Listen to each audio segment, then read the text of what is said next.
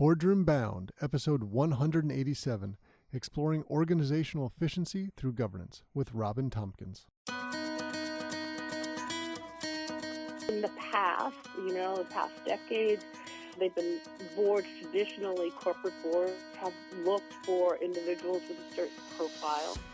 But now they are branching out too because they understand the need to not just diversify their board, say gender or racial ethnic background, but just experience addressing different issues that all types of boards are being confronted with. Hello and welcome to this episode of Boardroom Bound. My name is Alexander Lowry and this is the podcast dedicated to intentional leadership in the boardroom. My goal is to give aspiring and existing directors the tips, tactics, and strategies necessary to transform your confidence and build a successful career as a board director. Quick reminder, you can get all of today's show notes at podcast.gordon.edu. And in today's episode, we're speaking with Robin Tompkins, and she runs Olive Hill Consultancy, which is a board placement group, and they do also executive coaching. But imagine they're helping get people into the boardroom. So she's going to share with us today not only the advice she gives to her clients, but also about of her own journey into the boardroom and what she's learned from that.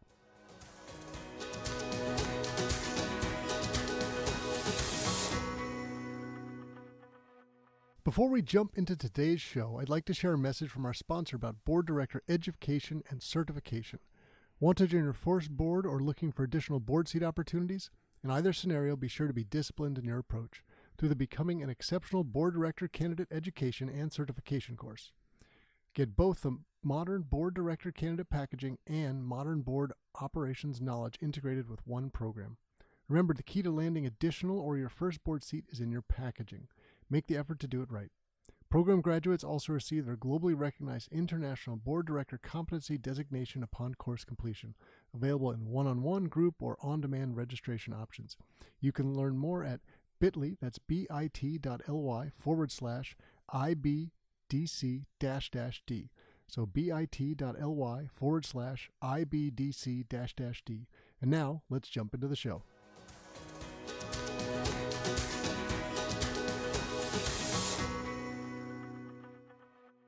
Robin Tompkins, welcome to the Boardroom Bound podcast. Thank you very much. I'm delighted to be here. Well, this is going to be great fun today because as you and I were pre-planning the show, we talked about some things that we maybe have never covered on this show before, which is too bad. This is great. I'm glad we're covering it today. These are important things for our audience to know about, so I won't reveal it. We'll just have a little bit of mystery there for a second. But before we jump into the show, can you give us a bit of a career arc and background to yourself, and then we'll come up to the present day and we'll start talking about those great fun things. Certainly. Although I live and reside right outside of Portland, Oregon, in Lake Oswego, and have for the last 20 years. I'm a New Yorker by birth, went to school there, finished law school there, came out to the Pacific Northwest after law school. And just to give you a very short Cliff Note background, sort of started my career in the district attorney's office and then was tapped by a search firm to go in-house counsel, assistant general counsel at one of the utilities here, and was there for a number of years, wide panoply area of that I oversaw in the legal department, and then stepped out of that and did federal regulatory affairs for a number of years before I pivoted and did financial matters at Merrill, and had a book of business that worked with small and medium-sized companies, from cash management to layering in financing to retirement issues and succession planning, and then took a little sabbatical time out, did startups. And then that evolved into my current role, which is founder and CEO of a firm, which works in a number of different areas. But the one most germane to today is board placement. And just to sort of backtrack very quickly, my experience as far as boards started very early on. I think in one of my jobs, a sort of representative of the governor's office came in to speak about board services.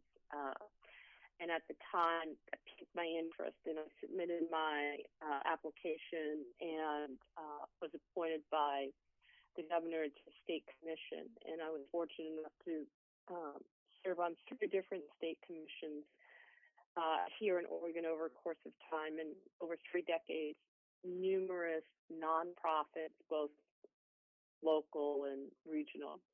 And then culminated into currently on a venture capital backed board and for a financial institution, a credit union here in Oregon. Now, tell us a little bit more about sort of the day job, right? So the board stuff is clearly around the edges. So board placement consultancy. Help our audience understand what that means, because I imagine many of them are like, that sounds like something that might be helpful for me. Okay, sure. Well, the firm's called Olive Hill, and we work in a number of different areas. We also do executive coaching for C-suite individuals, startup founders, and executive directors for nonprofits, with sort of a focus on women and diverse individuals, and that follows through with the work we also do with boards. We work with boards around culture, diversity, equity, and inclusion, strategic planning, succession planning, and board governance. And then the last sort of area is board placement. And, there was just, you think that this was top of mind, I would say, going back about 6 years, a new emphasis not only for publicly traded boards, but for private boards and for larger nonprofits to really look at sort of who's sitting around the board table and what is the makeup of your board profile. And whether it was sort of the legislation in California that jump-started it or in other states, that conversation has been going on, and along with sort of gender issues, diversity issues as well. And so we work in that area to help boards of all sizes find and place candidates that match with sort of talent and background, and that help sort of achieve the goals that the board would like. Now, you made an interesting point there, and I'll use that to transition. You said boards of all sizes. So boards come in lots of different flavors, and the vast majority of people I talk to when they say they want to be on a board, they're dreaming of a public company, probably a Fortune 500. These are just the names that roll off the tip of our tongue. And that's not reality for most people. Just there aren't that many seats, but if you've never worked at a Fortune 500 company, you're probably not going to be sitting on a Fortune 500, et cetera, et cetera. So even if you think public companies, there's different sizes. But of course, there are so many more companies that aren't public that have board seats, like exponentially more opportunities. And on this show, every now and then, we really try to highlight something in those spaces. And there's lots of different flavors. You've got mutual funds, you've got a venture-backed, et cetera, et cetera. We can go on and on. And I would love to touch on something that's in your background experience, to hear about that, to share it with our audience, and we can go from there. So you were a board observer for, or still are, I believe, for a company. Yes. And I'd love to hear about what that was like, how that came about, because I don't think we've ever somehow touched it on this show before. Oh, I'd be delighted to. Before I jump into that, yeah, you're exactly right. There are so many different types of boards out there, and people think, oh, I'd love to be on a board. I want to be on a Disney board or a Nike board or whatever board it is. And as you rightfully said, those positions, those seats are infrequent and very, very difficult to secure. That doesn't mean that you shouldn't place that as your goal. But nonetheless, I think you can gain a lot of experience on your board journey by seeking out other boards. There are so many boards, not only here in the United States, but abroad, that are private boards that aren't listed on a publicly traded exchange that can be medium-sized, large, or very small. They could be a family-operated board who also need to fill those board seats. And in the past, the past decades, they've been boards traditionally, corporate boards have looked for individuals with a certain profile, but now they are branching out too because they understand the need to not just diversify their board, say gender or racial ethnic background, but just experience addressing different issues that all types of boards are being confronted with. But then to step back and to be more specific about not only board observer, which I serve in currently, there's this other category of boards, startup or early stage board that's usually backed by angel fund or VC fund. And that is a different skill set that they are looking for in that board position. Unlike sort of a much more mature corporation, in the startup world, typically those board seats are filled by investors, and when they're not filled by investors, when they're filled by an independent board member, they're usually looking for individuals who have go-to-market experience or other sort of more germane type of experience that will help that company. It's sort of like a hybrid in a way, because they're really tapping on or can be tapping on the skill set of the board member, whereas in more mature board, corporate boards, you're playing a different type of strategic role, less hands-on because they have much more mature boards have executive teams that are very well versed with and very well staffed,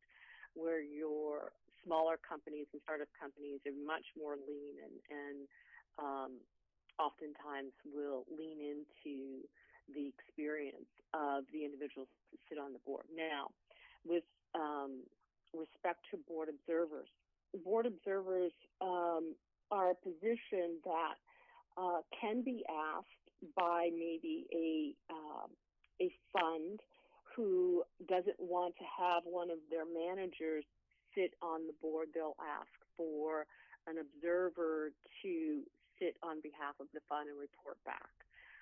Or board observer doesn't necessarily have to be related to a fund, but sits on the board and in reality functions just like any other board member, but depending on sort of the engagement, may or may not have a voting seat on the board. In my particular situation, I'm a board observer for a startup company and I do not have a voting position, but attend the board meetings, weigh in when asked to, help the executive team when asked to, and function exactly like a board member.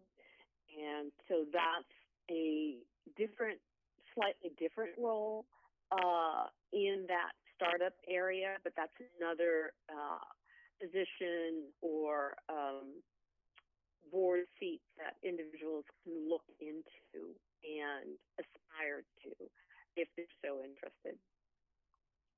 Well, it's interesting because a conversation I often get brought into by someone is, how do I get that experience I need? You have this chicken egg scenario. How do you get on a board that experience? How do you get experience without being on a board? And one of the advice is find ways to get into the room, whether it's you present to the board, different things you can do. And I don't think it's probably been on the radar for many people to be a board observer. Some people might say perhaps a related idea is maybe a junior board, right? You get an experience, you're not a voting member, but you have an opportunity.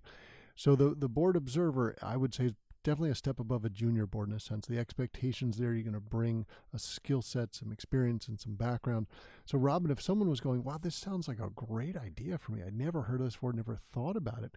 Clearly, some networking is going to need to be done as part of it. How should someone go best, do you think, sort of presenting their candidacy and raising their profile for this?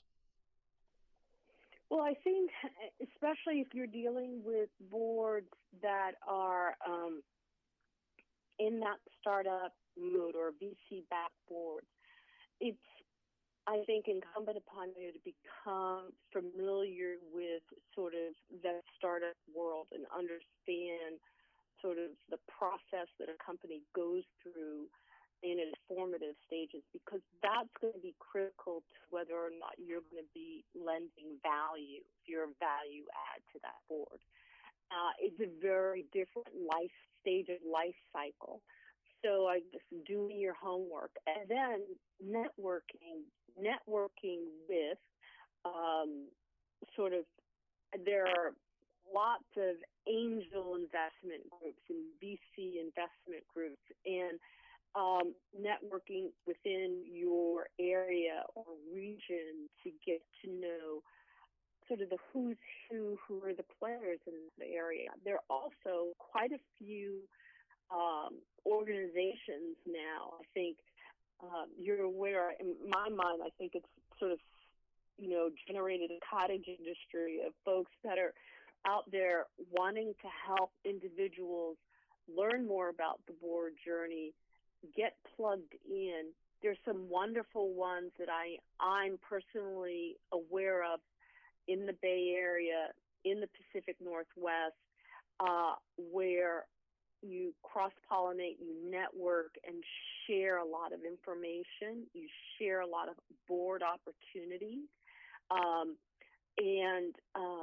I think with anything, you know how it is. It's just, and it's a little challenging. It has been during this virtual world, but I would say lean into it if you have to do it virtual, or if you can get out there and,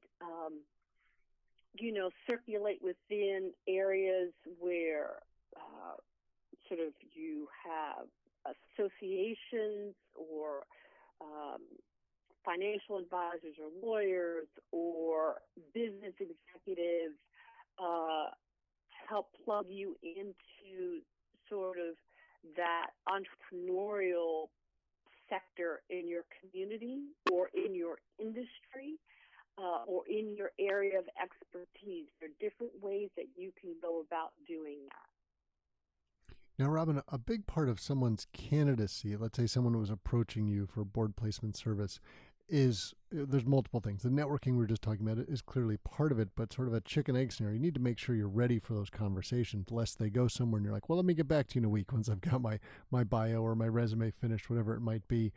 So how do you help someone at the beginning stages going, let's say I'm in the C-suite, I've done this really well for a long time, and I'm beginning to think about the longer term. When I eventually retire, I want a board seat or plural, and I should probably be thinking about that before I leave. How do I actually start this whole process? How do you get to help someone on that journey, someone who has the right experience and skill set and is eager and ready to do it, but just doesn't know how to take the first step? Well, when you're working with me, we first have a conversation about what's your why. A lot of times in exploring that unearths, quite a lot about why someone wants to go on this journey. Because through that, I think, and the research, people understand, they get a better understanding of what that entails. I think we tend in this business to try to make it sound a lot more glamorous than what it is. It's a lot of work, whether you're on a startup board or a private board or a large board.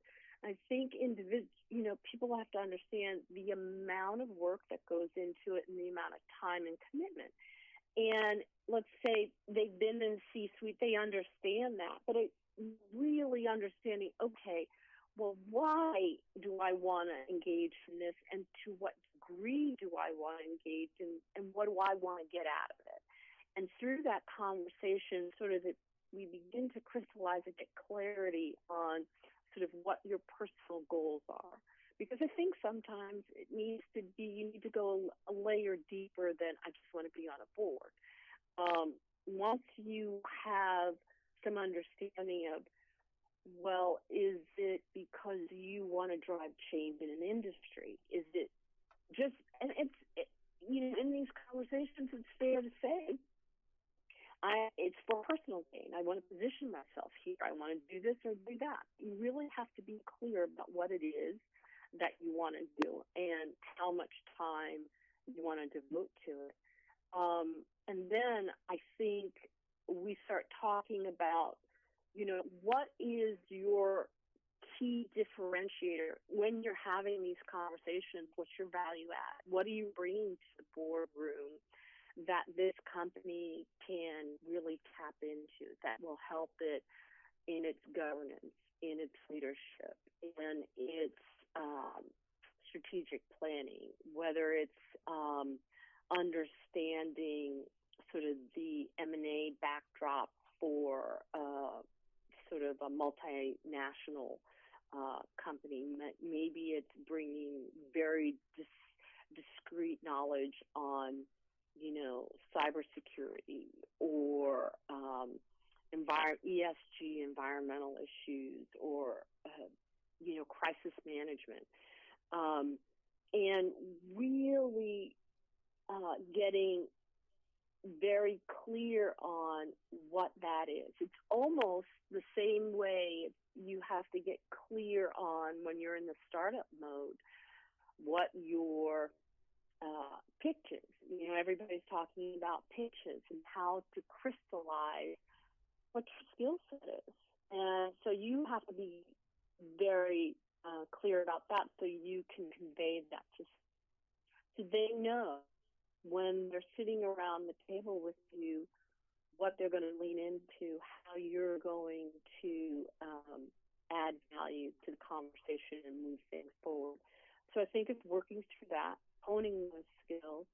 And then I think when you're also dealing with someone who is going to be the first woman, the first Asian, Hispanic, African American, whatever minority, also talking to and about those unique experiences, because even though you may have experienced that in your career trajectory, it also is a very different dynamic in the boardroom, and preparing for that, dealing with that, handling that. Where are you going to find your support system and mechanisms for sort of trying to brainstorm or sort of talk through issues that you confront in the boardroom? So there's just a lot of dynamics when you're working with someone, even if they've had sort of junior board experience and they're stepping up to a much larger board, or a board that, let's say it's a particular industry that has a lot of attention, public attention, heightened attention. That's a different experience. And having the ability to understand what is demanded of you in that different type of board role. Going through all of those things and helping someone, even when they're on a board, navigate through those are areas that we help sort of our clients in. Well, that makes a lot of sense. And let me take that as an opportunity to sort of transition back to some of the story that we talked about before, about your own board experience, because we were just talking about preparing someone to be on a board, right? And you can prepare in many ways all you want. You get all your documentation ready, you figure out how to do due diligence, and you land your first board seat. You're very excited about it. And I know you and I were chatting before that there's something that sort of you'd wish you'd maybe we're fully aware of, that it doesn't matter what the size of the organization is, perhaps where it is, public or private, But that board governance is just so critical, and it constantly needs care and feeding for the board to operate efficiently and at its highest level.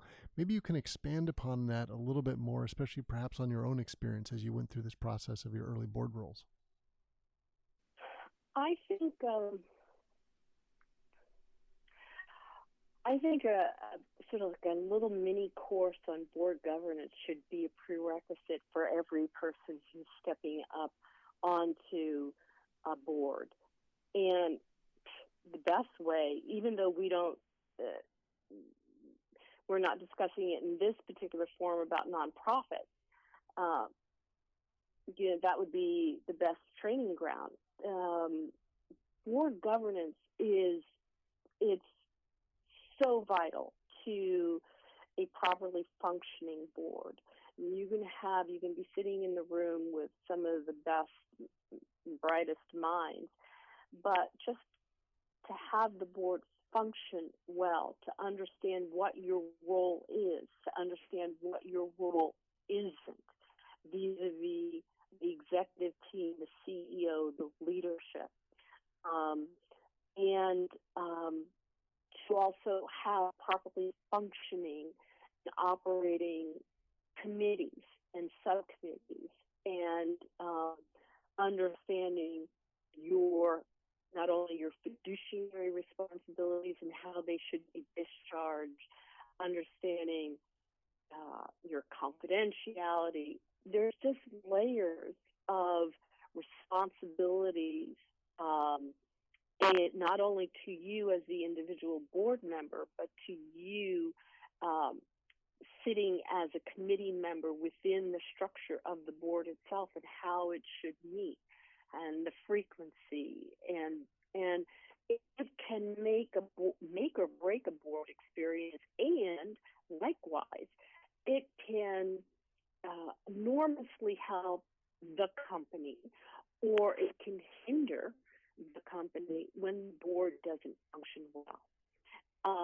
And for me, I've had 3 decades of nonprofit board experience prior to moving into more corporate board experience.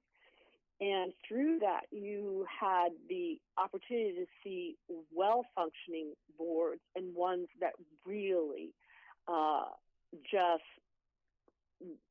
did not work well at all, to the detriment of the organization.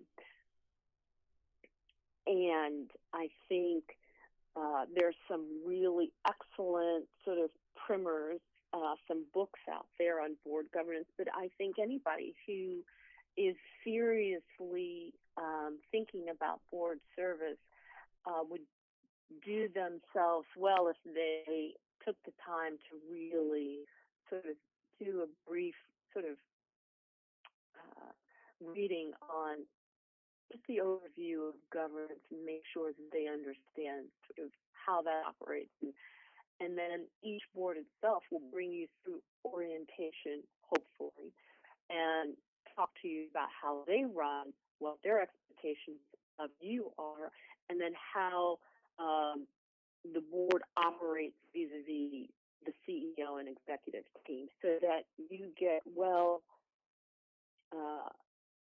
immersed in that. And it typically takes anybody from 6 months to a year to really get within the rhythm and understand how that board works. Now, Robin, I'd love your thoughts on the evolution from, say, having a board role on the side of what you're doing in your day job, say being a C-suite executive, versus someone who now says, okay, I want to pivot and multiple boards and eventually be in a portfolio board role. Now, for example, for yourself, like you have a lot of board experience. What happens if you said, I want to change and this is what I'd like to do full time? Because your networking is a little bit different, your strategy is a little bit different, the conversations, you have to make sure the person on the other side realizes, oh, this isn't I do 1 or 2 on the side of my day job. This is actually what I'm doing full time now. It begins to have a different discussion. And I imagine you might have some clients that are pivoting through that. And for people, when they get that first board role, they get that sort of hunger and a desire. I really like this. I want to do more of this. But then you have to change your approach a little bit differently. If you could speak to that, that'd be really helpful for our audience. Okay. I think, though, again, and I don't want it to come out or be communicated in any way as a negative, but I do think people who think of it as a full-time job, I caution them, depending on the boards that they seek, sometimes you're thinking about the why. So why are you adding more boards? Are you seeking a different experience? Are you seeking to so more influence in different types of boards? Say you're just having limited impact on the boards that you're on, and you're looking for higher elevation. You want to get on the audit committee, or you want to get on a governance committee for a publicly traded board. And then you have to also factor in the amount of time that goes with that. So really be thoughtful about when you're layering in additional boards and you are segueing out of sort of your full-time day job, or your day job is winding down because you have retirement. And retirement doesn't always come when you're in your 60s or 70s. You can cash out of positions from other companies in your mid-40s. I have a few clients who've done that as well, and now they have pretty much full-time board positions. But yes, you're right that the conversation changes a little bit. But typically, when you're on your first or second board, you're already plugged into a network, and if you're already on a publicly traded company and you're looking for another one, even if it's like, say, a Fortune 1000, you're in associations, you're in the National Directors Association or other networks where you can then elevate the fact that you are looking for other opportunities on boards and be very specific about what it is that you're looking for and let people know. And it's much easier when you're in that mode, sort of like when you put the light on, the taxi cab light, and you're open for hire. It's easier when you're doing that and you want to do that full time and you're fully networking than when you're in a C-suite job or you're running a company or something else. Because let's be frank, your day job takes up so much of your time, and you have to be very careful about how much else you're able to effectively add into what you're able to do, including your work. So you have to really be thoughtful about that. But I think when you do pivot, then it's easier, whether it's in your LinkedIn profile, in your board materials, when you're out networking, to be much more aggressive about it, because that's really your primary focus, and it's not split between something else that you're doing. And then, like with anything else, you start letting your network do the work for you. Well, Robin, we were delighted to have you on the show today. Thank you for sharing your insights and helping all of us to be boardroom bound. Well, it's my pleasure to talk to you this afternoon, and I want to thank you for what you're doing for your audience and highlighting this area and the different ways that they can get involved.